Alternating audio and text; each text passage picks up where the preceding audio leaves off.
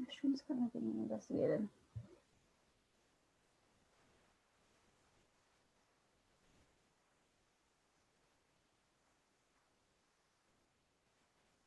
Well, interesting. Mushrooms currently being investigated.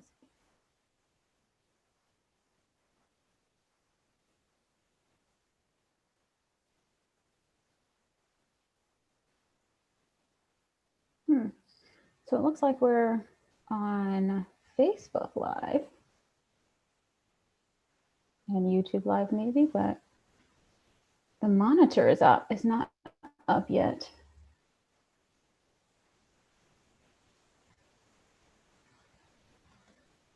There we go. Here we go. All right. Hello, hello. We're going to wait just a few minutes here until we make it to 7 o'clock.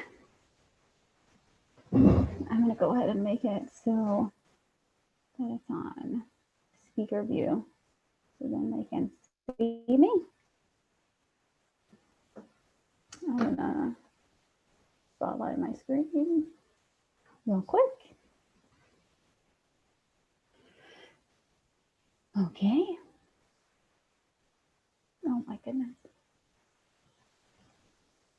Go back here. Hello, hello everyone. We're going to wait exactly 2 more minutes and then we're going to go ahead and get started.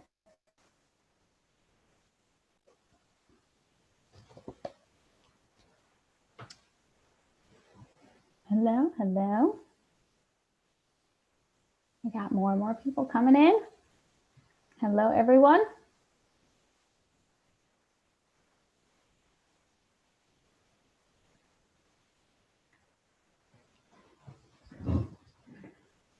Okay.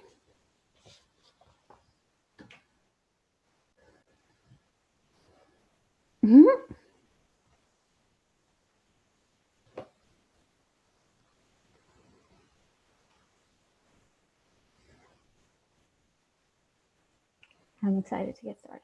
Okay.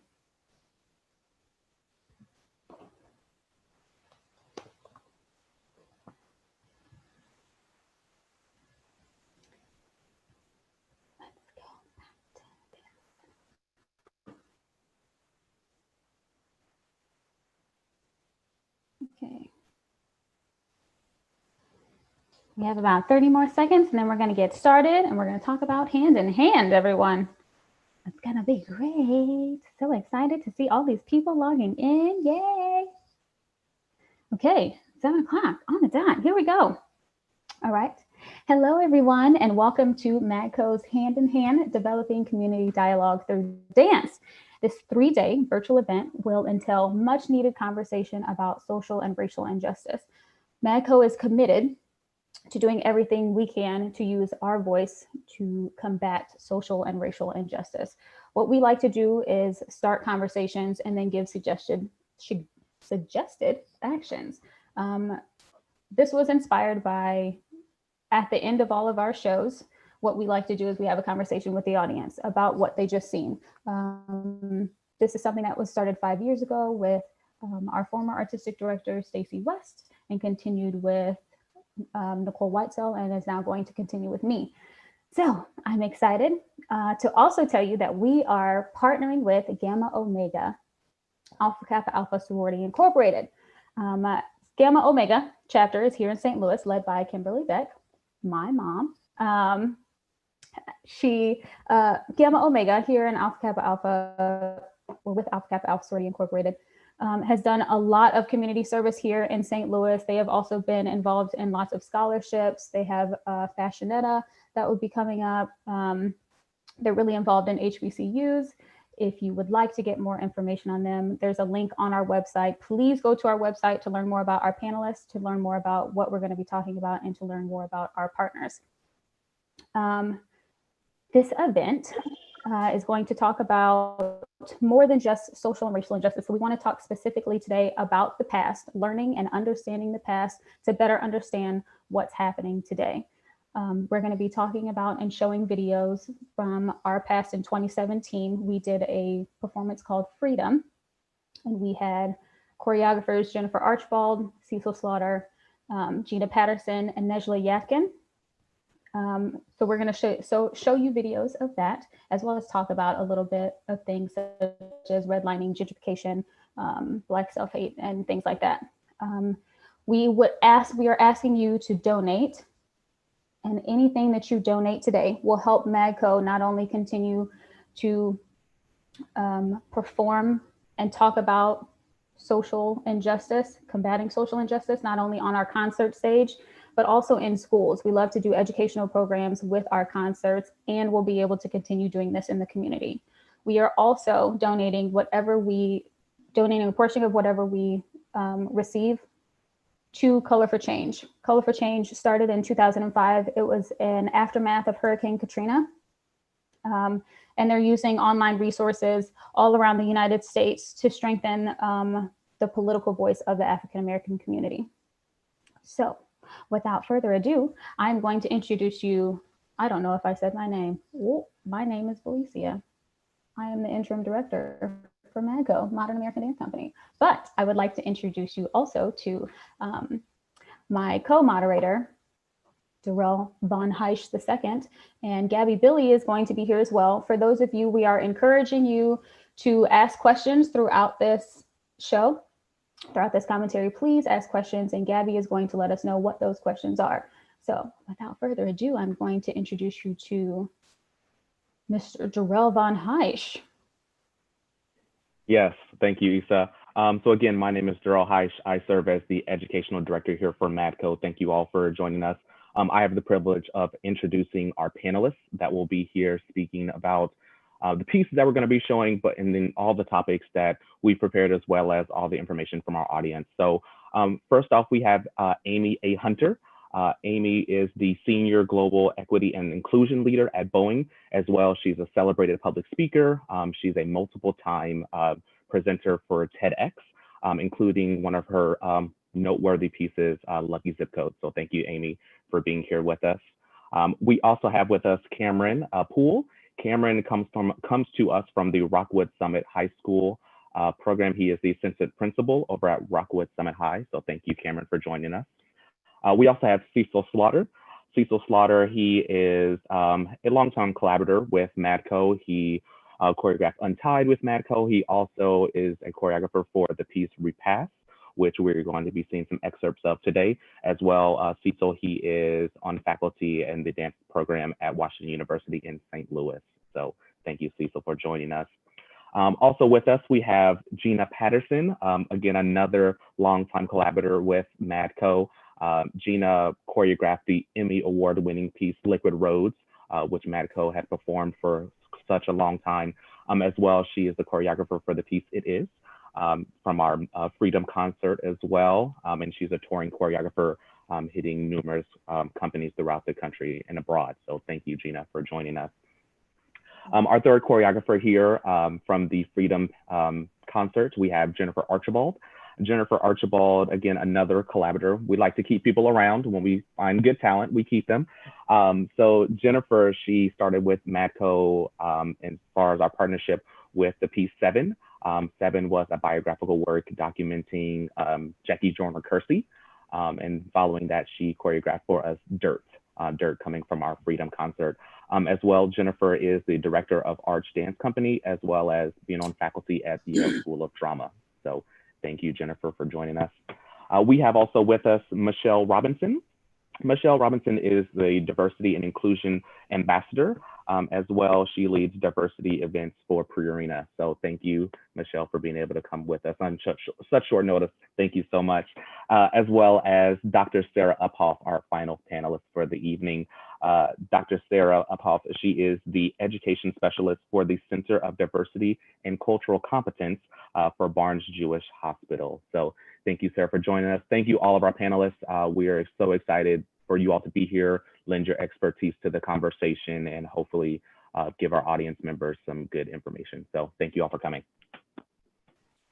Thank you, Darrell, for all those introductions. Yeah, so we're going to get started. We're going to start with a clip from our show Freedom, our concert Freedom.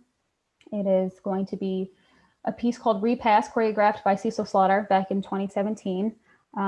This is a solo by one of the dancers, Darion. I don't want to say too much about it because I want to get you all's reaction. I want to see what your general reaction is. And I'm going to ask those who aren't choreographers to answer first about what you noticed first and why you noticed that. So let me go ahead and get that pulled up.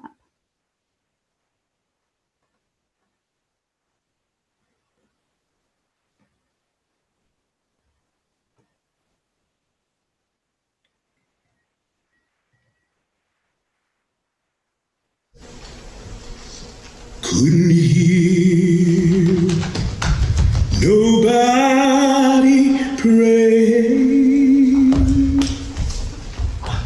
Couldn't hear nobody pray.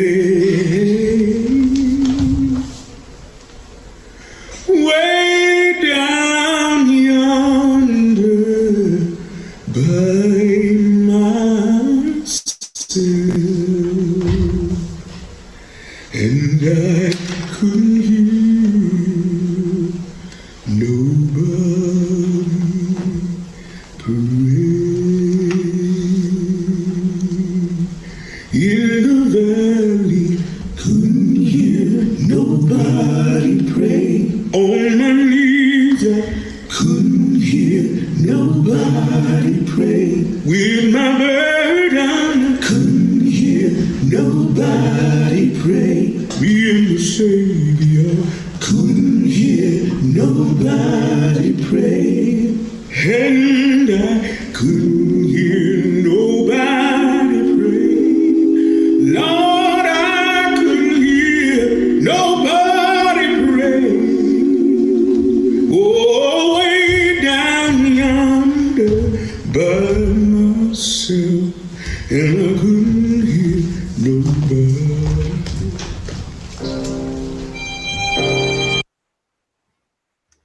So, who would like to go first? What did you notice about what you saw? What was stuck out to you the most, and why did it stick out to you?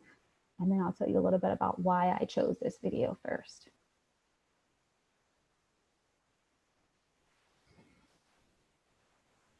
Anybody? I'd like to start. Yeah. So for me, it kind of spoke to our current condition. What my perception was a Black male who was downtrodden and dealing with the weight of oppression. And every time he tried to literally and figuratively get up, he was knocked back down. I'm not sure if that's accurate, but that's kind of how I perceived the dancer to be. It was a very powerful piece, very powerful. I'd also echo the familiarity that we have with Black people dying as something that is normal and normalized. It isn't actually normal, but it is normalized. And even it brought me back to George Floyd's funeral and how it was on display, but in reality, those were just people grieving, and like what it has taken for our country to figure out that we are grieving like all the time, like regardless of the $20 or walking in the middle of the street or carrying Skittles or tea, that the country is not grieving the way that Black people are grieving, and that we should be in mourning and angry about the current situation. So the strength of the movement of the dancer really spoke to me around just the weight of it, and the weight of hearing loud voices, like couldn't hear nobody pray, to even imagine if the whole world were praying in a positive way for the liberation of Black people, how much more powerful that would be too. Yes.